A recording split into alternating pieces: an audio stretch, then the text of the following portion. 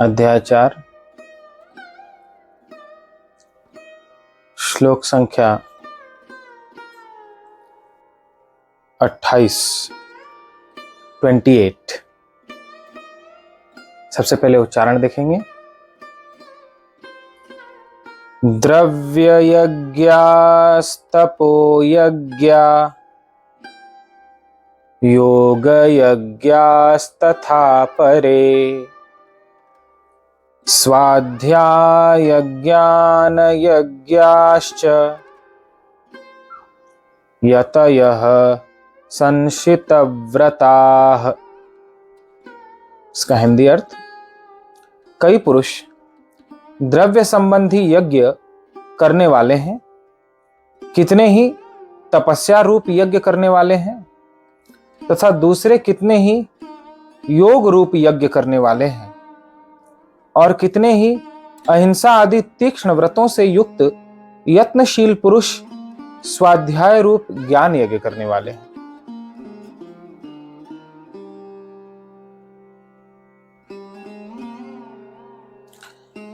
द्रव्य संबंधी यज्ञ क्या है? जिसमें किसी वस्तु की आवश्यकता हो। भगवान यहां यज्ञों का वर्णन कर रहे हैं और जैसा कि कल कहा गया था कि 12 प्रकार के यज्ञ भगवान ने गीता के 4थे अध्याय में बताए और इसमें से जिसको जो ठीक लगे उसे वह धारण करे तो वह एक यज्ञ ही उसका उद्धार करा देता है। कहते हैं द्रव्य संबंधी यज्ञ करने वाले हैं कई पुरुष, जैसे हवन इत्यादि करना।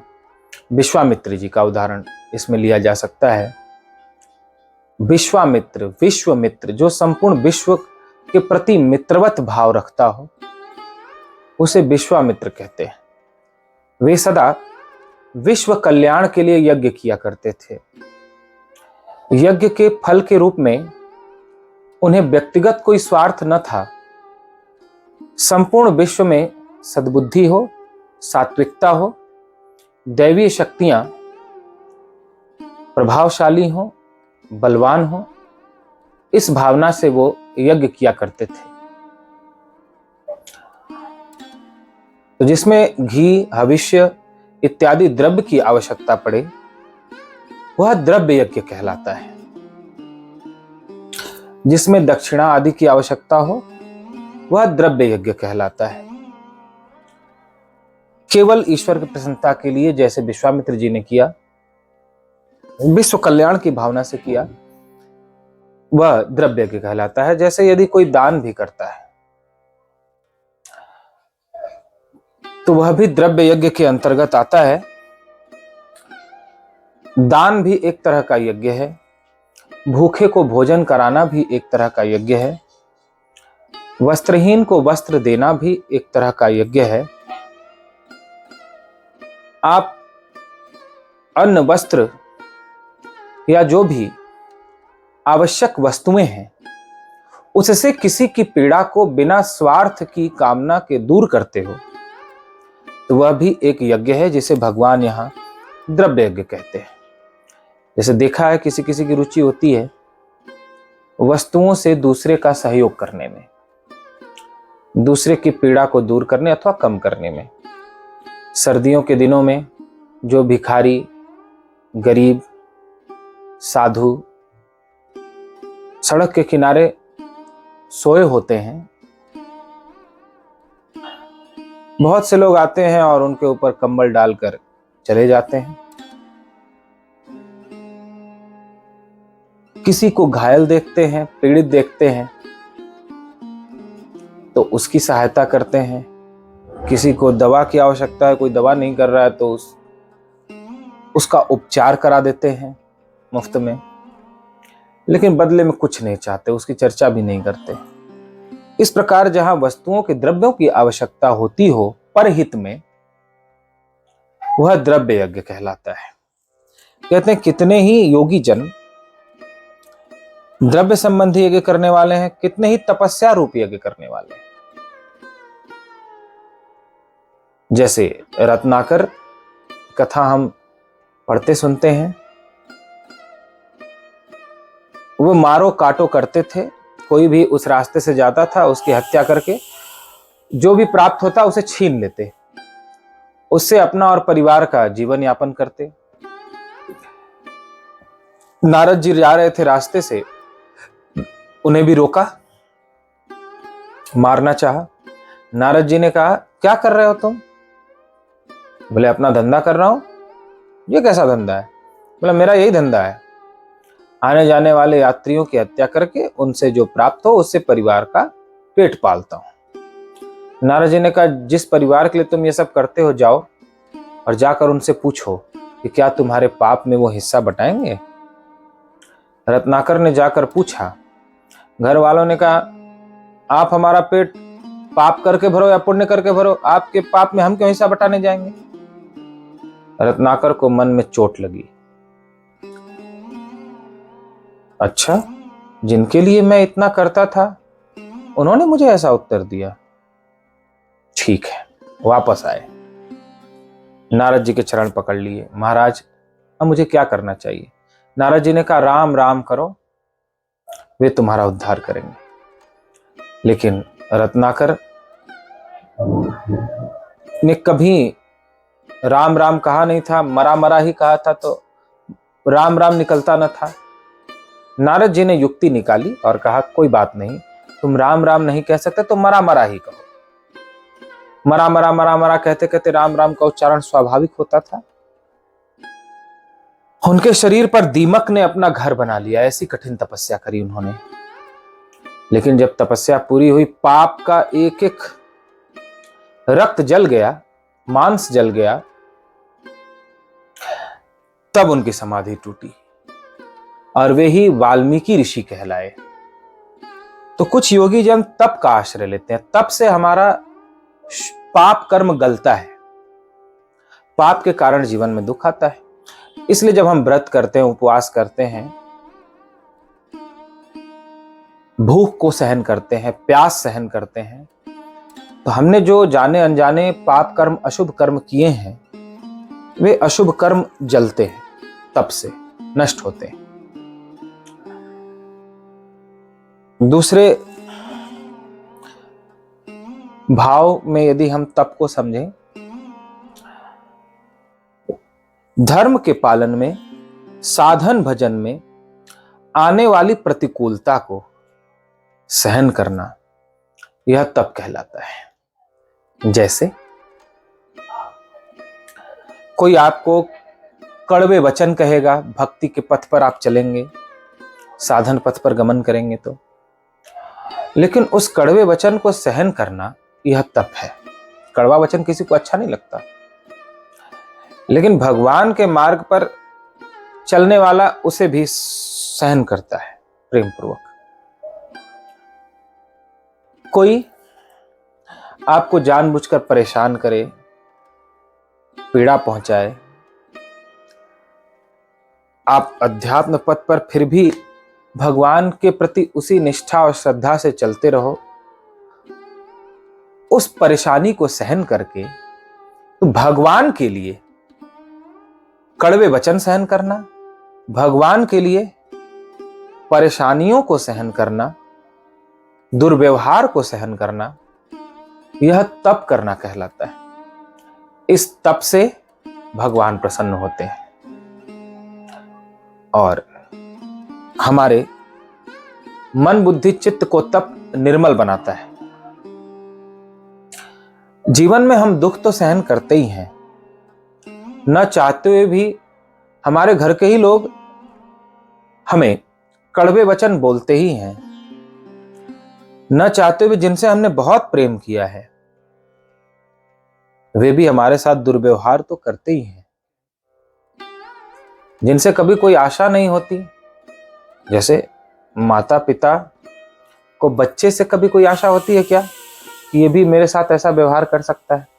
माता पिता कितना प्रेम करते हैं और उनका बिल्कुल निश्चल प्रेम होता है, बिना कामना के प्रेम होता है। बच्चे पर अपना सब कुछ न्यौछावर कर देते हैं। उनका बच्चा ही उनका सम्मान, उनका बच्चा ही उनका जीवन सब कुछ होता है। ऐसे ऐसे माता पिता को देखा है कि घर में बहुत विपत्ति आ गई, भयंकर गरीबी आ गई, चारों तरफ से परेशानियां आ गई। उन परेशानियों से निकलने का कोई रास्ता नहीं था। कभी कर्ज लेने वाले परेशान करने लगते, दरवाजे पर आकर शोर मचाते, इज्जत को तार तार करते। उनसे छिपे रहते हुए तो कभी कई कई महीनों तक कोई नौकरी धंधा ना होता तो घर पर बच्चे भूखे रहते, उस कष्ट को सहन करते। लेकिन मन में तो यह आता कि आत्महत्या कर लें। बच्चों को देखकर वो जीवित रहते हैं कि बच्चे हैं, बड़े होकर कुछ बन जाएंगे तो हमारा दुख दूर हो जाएगा, हमारे जीवन में फिर प्रकाश आएगा, हम अंधकार से बाहर निकलेंगे।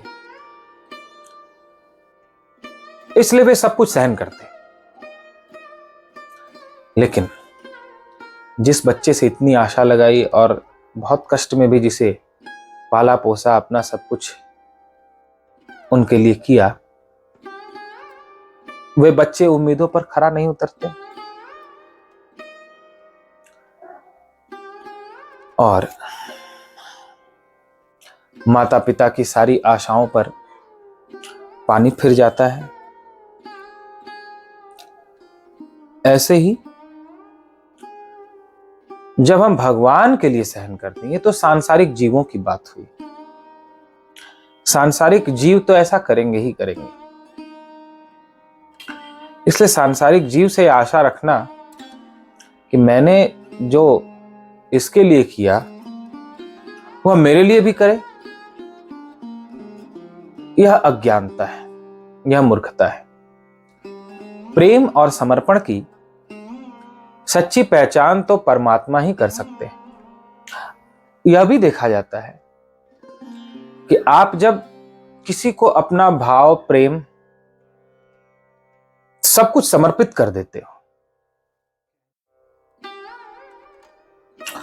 तो वह कई बार इसे अपना स्वार्थ समझ लेता है कि जरूर इनका कोई न कोई स्वार्थ है,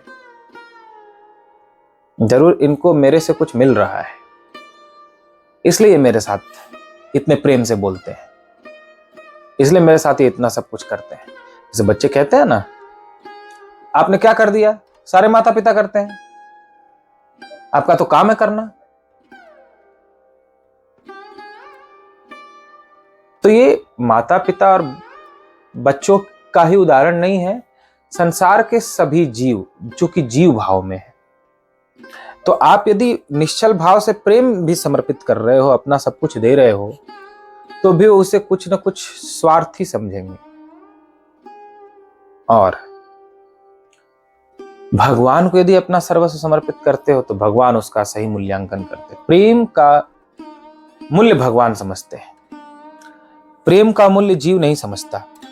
तो हम कष्ट तो सहन करते ही हैं संसार में, रोज सहन करते हैं, रोज किसी की बातें सुनते हैं, रोज किसी के द्वारा किए गए दुर्व्यवहार से अपमानित होते रहते हैं, हृदय हमारा टूट जाता है। लेकिन यदि यही कष्ट भगवान के लिए सहन किया जाए कि हम भगवान के मार्ग पर चल रहे हैं, हमारा एक ही लक्ष्य है, परमात्मा का दर्शन करना, भगवान को प्रसन्न करना, और जीवन का कोई लक्ष्य नहीं। उसमें फिर जो भी प्रतिकूलताएं आती हैं उसे जब आप भगवान के नाम से सहन करते हो तो वह दुख अमृत बन जाता है। इसे भगवान तप कहते हैं। अपने दैनिक व्यवहार में, सांसारिक जीवन में दुखों को सहन करते तो कुछ नहीं मिलता, हाय हाय करके मर जाते। लेकिन भगवान के लिए जब उन्हीं व्यंग बाणों को सहन करते हो, भगवान के लिए जब उन्हीं विपत्तियों को झेलते हो, तो अमृत मिलता है, यानी परमात्मा मिलता है। तो इस प्रकार भगवत पथ में आने वाली प्रतिकूलताओं को सहन करना, इसे भगवान तप यज्ञ बताते हैं। और कहते हैं कुछ लोग तो तप यज्ञ करते हैं, तथा दूसरे कितने ही योग रूप यज्ञ करने वाले हैं। योग यानी अष्टांग योग, जिसमें आसन, प्राणायाम, ध्यान, धारणा, समाधि इत्यादि अंग होते हैं।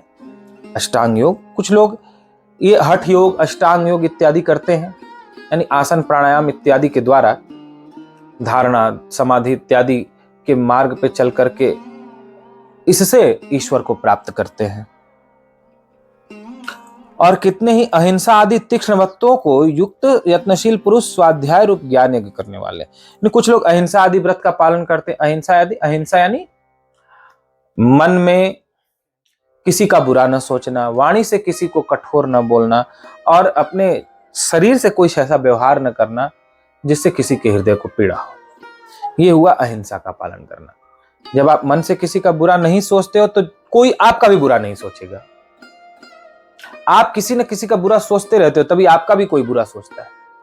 यह नियम है। आप जब किसी को बुरा नहीं बोलोगे तो कोई आपको भी बुरा नहीं बोलेगा। आप किसी न किसी को बुरा बोलते हो, कठोर बोलते हो, तभी आपको भी वैसा सुनने को मिलता है, या पहले बोल आए हो इसलिए सुनने को मिलता है। आप यदि किसी के साथ बुरा लगने वाला व्यवहार न करो तो कोई आपके साथ भी नहीं करेगा। तो मन से किसी का बुरा न सोचना, वाणी से किसी को बुरा न कहना, शरीर से किसी के साथ ऐसा व्यवहार न करना जिससे उसको पीड़ा हो, यह अहिंसा का पालन करना कहलाता है। अहिंसा आदि शब्द आया है, यानी 5 व्रत हैं अहिंसा के साथ। अहिंसा, सत्य, अस्तेय, ब्रह्मचर्य, अपरिग्रह। पहला है अहिंसा।